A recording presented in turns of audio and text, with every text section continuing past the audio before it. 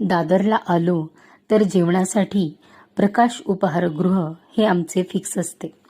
55 वर्षापासून सुरू असलेले हे मराठमोळे हॉटेल तेथील पारंपरिक पदार्थांसाठी प्रसिद्ध आहे.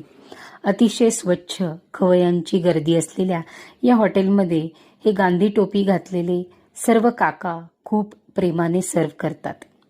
आम्ही मागवली लंच थाळी. अळूची भाजी, फ्लॉवर बटाटा भाजी, शेवयाची खीर, तुरीची आमटी, भात व टम्म फुगलेल्या पुऱ्या. आहा, चव एक नंबर. सगळी थाळी चविष्ट होती.